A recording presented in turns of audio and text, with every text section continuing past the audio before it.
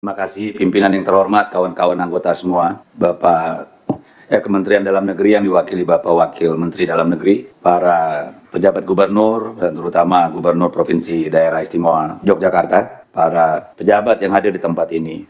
Kalau secara spesifik kita bicara kasus-kasus netralitas ASN pasti nggak ada ujung-ujungnya, Pak. Sebenarnya kalau kita angkat pun hanya membuang-buang umur. Karena apa? Buktinya mana? Persisnya seperti apa? Saya hanya berharap kita semua tidak menjadi bangsa yang munafik, menganggap tidak ada masalah hanya karena tidak ada proses legalnya.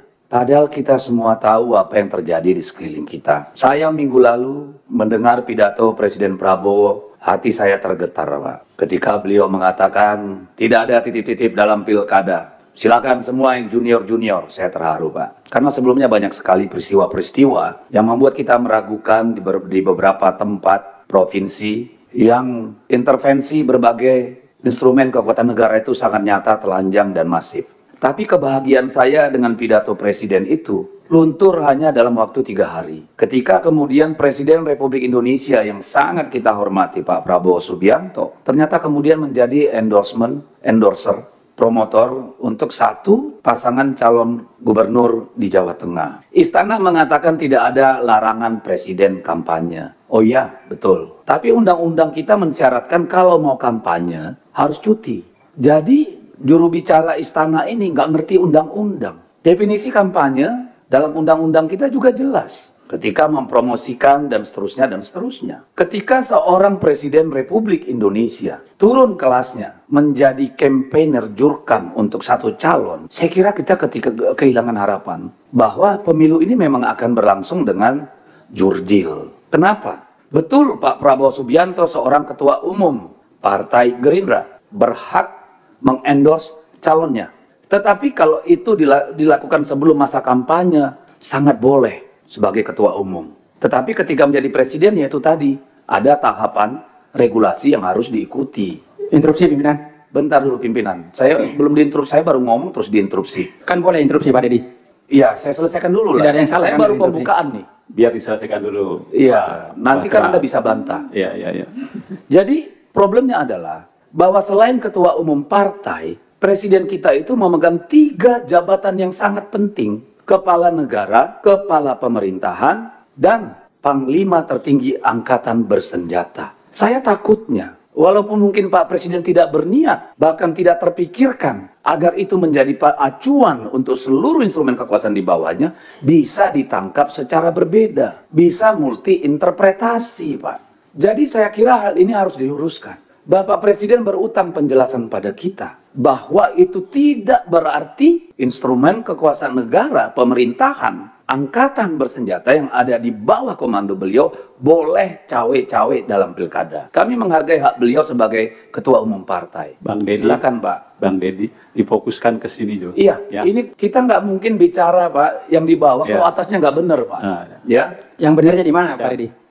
Ada yang melanggar undang-undang nggak Yang dilakukan Pak Prabowo? Bentar, Yang saya pimpinan. sampaikan tadi udah cukup jelas. Maksud saya begini, temanya hari ini, Biarkan saya Pak menyampaikan Dedi, dulu. temanya Nanti Anda hari ini boleh soal bantah. pilkada. Pak Ketua izin. Izin pimpinan, Batra. izin pimpinan. Saya rasa kita harus Ya. memperlihatkan suri teladan yang baik. Siap. Jaga marwahnya Komisi 2. Silakan saudara makanya. saya.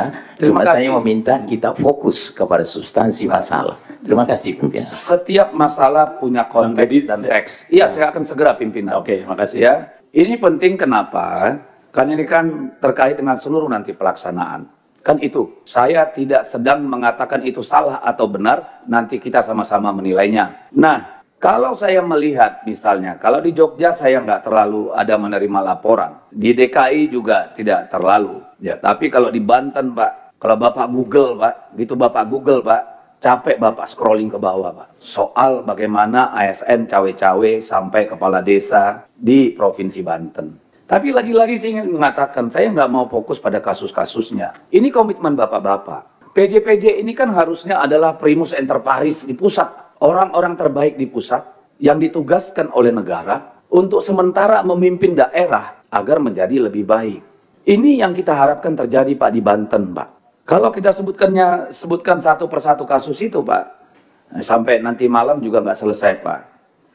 Saya berharap evaluasi dari hari ini, Pak. Kalau Bapak tegas melakukan sesuatu, tidak menunggu Bawaslu, Gakumdu yang kita tahu juga tidak akan terlalu banyak efektif, Bapak menunjukkan action, bukan cuma surat edaran, saya kira kita boleh percaya Banten akan memiliki pilkada yang cukup baik, Pak.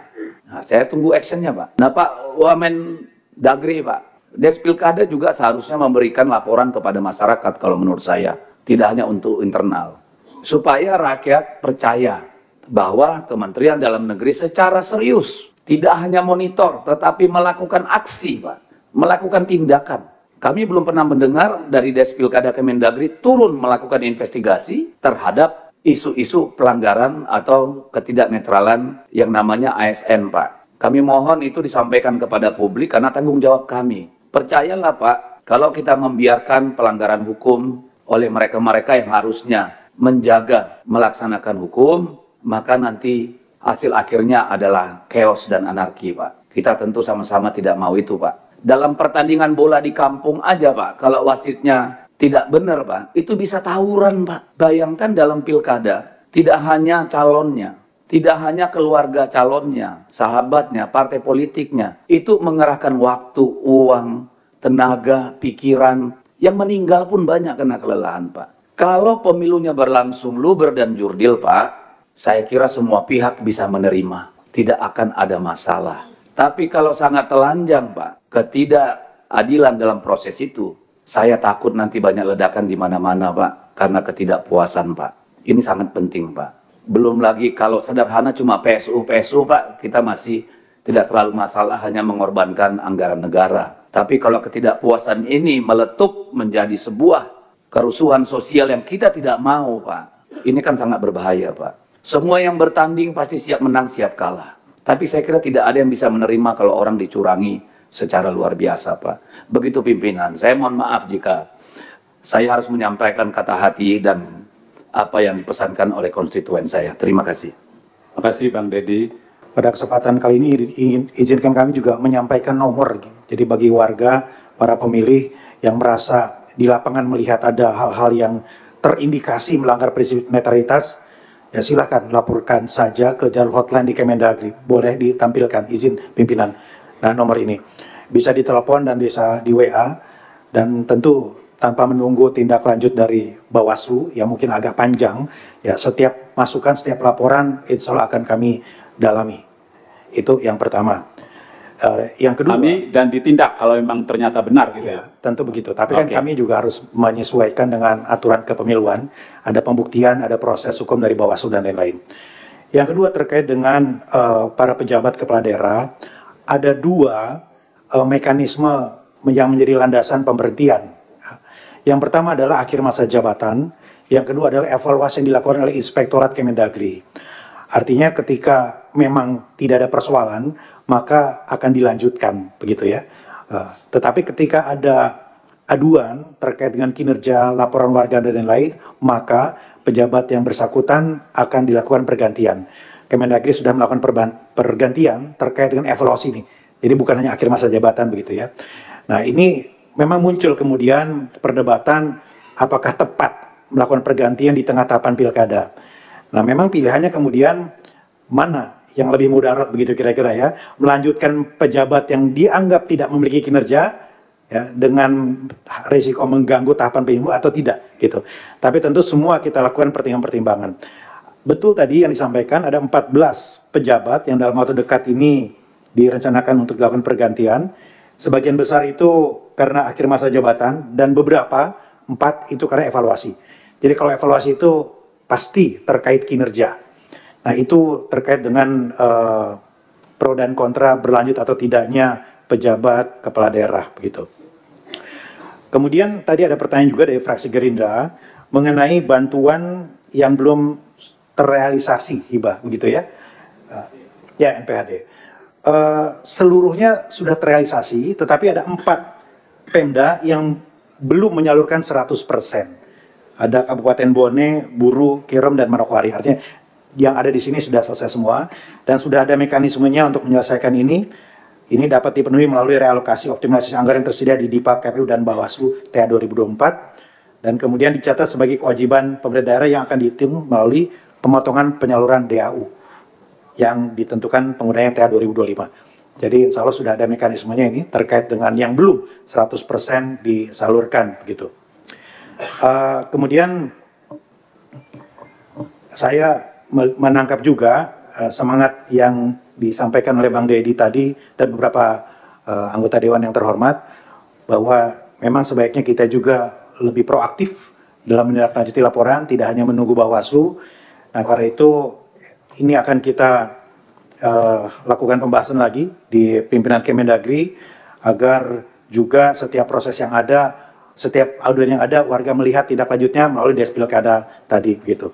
Khusus menanggapi tadi dari Bang Edi Pasaribu dari fraksi PAN ini betul juga yang menjadi keluhan dari banyak pihak bahwa biaya yang tinggi ini rasanya seringkali tidak sebanding dengan output yang dihasilkan. Karena ini memang terkait dengan pendidikan politik yang harusnya mengiringi proses administrasi tahapan pemilu. Ini menjadi tugas bersama kita ke depan dan menjadi agenda untuk menyempurnakan sistem kepemiluan yang sudah akan direncanakan. Ini berdasarkan instruksi Bapak Presiden. Pak Mendagri juga sudah mulai melakukan pembicaraan dan kami tentu membuka ruang bagi teman-teman civil society, kampus untuk kemudian mendiskusikan rancangan atau desain rezim kepemiluan ini ke depan. Kami kira seperti itu yang bisa kami respon. Kami menyerahkan kepada para pejabat gubernur apabila ada yang ingin ditambahkan. Izin ngaso dalam apabila ada yang ditambahkan. Cukup.